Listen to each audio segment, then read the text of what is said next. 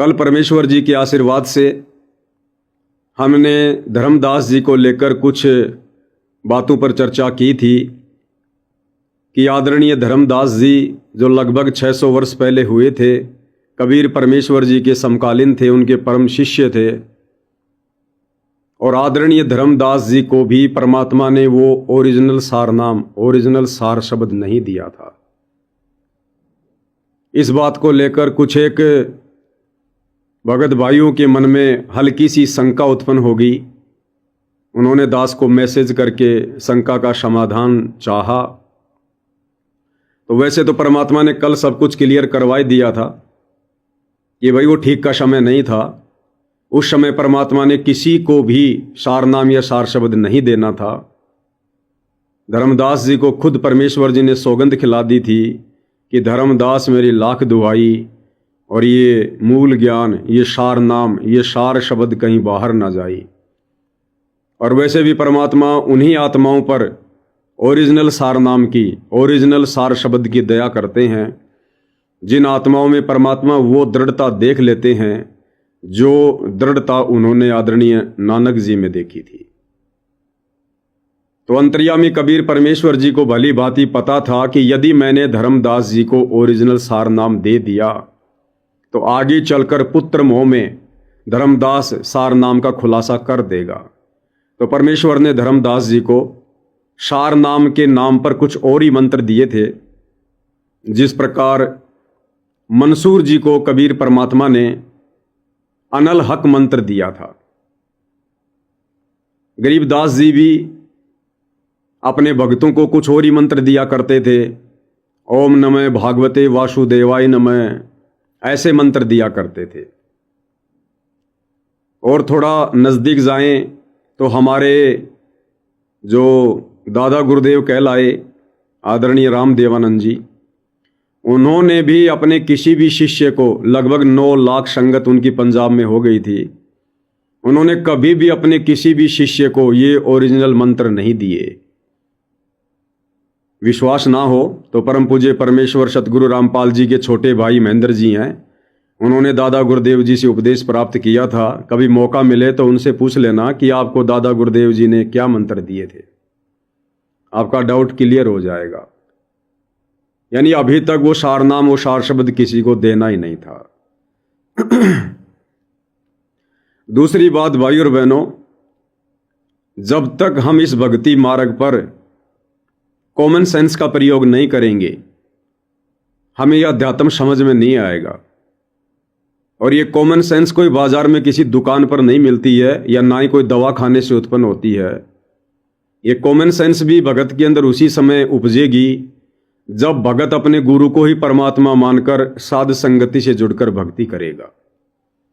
क्योंकि परमात्मा जी की वाणी है कि तत्व भेद एक न्यारा रे साधो भाई, तत्व भेद एक न्यारा, तत्व भेद एक न्यारा रे साधो भाई, तत्व भेद एक न्यारा, समझेगा कोई गुरुमुख प्यारा, तत्व भेद एक न्यारा। जो ज्ञान हमें गुरुदेव ने दिया है उसको तत्व ज्ञान कहते हैं। यानी दुनिया में जो ज्ञान प्रचलित है, सदियों से साधु संत महात्मा ऋषिजन आचार्यजन शंकराचार्य जो ज्ञान सुना रहे हैं वो सामान्य ज्ञान है। फिर पूज्य गुरुदेव भगवान ने आकर हमें जो ज्ञान दिया उसको तत्व ज्ञान कहते हैं। और पूज्य गुरुदेव भगवान के तत्व ज्ञान का जो निष्कर्ष निकालेगा, यानी उनके तत्व ज्ञान का जो सार निकलेगा, उसको तत्व भेद कहते हैं। और ये तत्व भेद हर एक भगत के वश की बात नहीं है कि वो निकाल सके। समझेगा कोई गुरुमुख प्यारा। अब गुरुमुख प्यारा कौन होगा? जो अपने गुरु को ही परमपिता परमात्मा मानेगा, परमेश्वर मानेगा, कबीर जी मानेगा, अपना इष्ट, अपना आराध्य देव मानेगा, और हर प्रकार से मर्यादा में रहेगा और टारगेट केवल मोक्ष बनाएगा। वे आत्माएं गुरुमुख आत्मा कहलाती हैं, गुरु की प्यारी आत्मा कहलाती हैं। उन्हीं आत्माओं पर सतगुरु दया करते हैं उस तत्व भेद को समझने की। तो ये तत्व भेद क्या कहता है? जिस तत्व भेद को सतगुरु आशीर्वाद से साध संगति से जुड़कर उनके सत्सेवक बच्चों ने समझा है, परखा है। तो तत्व भेद क्या कहता है? गुरुदेव ने अपने सत्संगों में बताया, आप सभी जानते हैं कि 650 साल पहले धर्मदास जी को कबीर परमात्मा ने जो प्रथम मंत्र है, जिसमें 7 मंत्र हैं, केवल बीच बीच के 5 मंत्र दिए थे। ये तो आप लोगों ने सुना ही होगा अगर सत्संग थोड़ा ध्यान से सुनते होंगे तो, कि धर्मदास जी को 650 साल पहले कबीर परमात्मा ने प्रथम मंत्र भी कंप्लीट नहीं दिया था। अब ये कॉमन सेंस की बात है भाइयों और बहनों, विचार करो, जब धर्मदास को परमात्मा ने प्रथम मंत्र ही पूरा नहीं दिया, कंप्लीट नहीं दिया, तो सार नाम सार शब्द कंप्लीट कैसे दे देंगे? जब धर्मदास प्रथम मंत्र पूरा लेने के अधिकारी नहीं थे, योग्य नहीं थे, समय नहीं था, तो ये तो कॉमन सेंस की बात है, फिर ओरिजिनल सार नाम कैसे दे देंगे जब ओरिजिनल प्रथम मंत्र नहीं दिया? क्योंकि ओरिजिनल तो वर्तमान में बना है, पूरे 7 मंत्र मिलाकर, और धर्मदास जी को दिए बीच बीच के 5 मंत्र। तो जब कबीर परमात्मा ने धर्मदास जी को 600 साल पहले प्रथम मंत्र ही ओरिजिनल नहीं दिया, तो ये तो कॉमन सेंस की बात है भाइयों और बहनों, फिर उनको ओरिजिनल सार नाम, ओरिजिनल शतनाम, ओरिजिनल सार शब्द भला कैसे दे देंगे? इसको कहते तत्व भेद, जो हमारी आंखों के सामने है। गुरुदेव ने सत्संग करके छोड़ दिए, सब कुछ बता के समझा के छोड़ दिया। अब यदि हम उनके वचनों को ध्यान से सुनेंगे, उनकी मेहर प्राप्त करके ध्यान से सुनेंगे, तो परमात्मा उस निष्कर्ष को समझने की दया करते हैं। तो मन में ऐसा कोई डाउट भाई और बहनों नहीं होना चाहिए, क्योंकि अभी आप साथ संगति से नहीं जुड़े हैं, इसलिए आपके मन में इस प्रकार के हल्के फुल्के डाउट ये काल पैदा करता है। तो भाई और बहनों, आज हम विशेष संदेश नंबर 14, उसका पार्ट नंबर 4, इसके ऊपर सतगुरु की महिमा करेंगे, आगे बढ़ेंगे।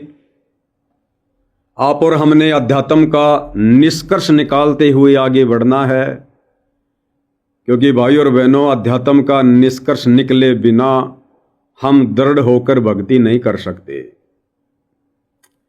और सतगुरु रामपाल जी परमेश्वर जी की जिम्मेदारी केवल धर्मशास्त्रों का सार निकालकर आप और हमें सत्संगों के माध्यम से देने की थी। अपने खुद के सत्संगों का सार सतगुरु रामपाल जी निकाल कर नहीं देंगे, और सतगुरु रामपाल जी के सत्संग उन धर्म शास्त्रों से भी अति गूढ़ हैं, सांकेतिक हैं, कोड वर्ड में हैं। तो उनके सत्संगों का सार, उनसे आशीर्वाद प्राप्त करके, उनकी मेहर प्राप्त करके आप और हम भगत भाई बहनों ने साध संगति के माध्यम से निकालने पड़ेंगे। इसीलिए परमात्मा जी ने साध संगतियां रखवाई है, ताकि मैंने जो अनमोल ज्ञान इनको दे दिया, उस ज्ञान के ऊपर ये कितने खरे हैं, कितने दृढ़ हैं, इस ज्ञान का सार निकालकर ये किस प्रकार से भक्ति मार्ग पर आगे बढ़ते हैं।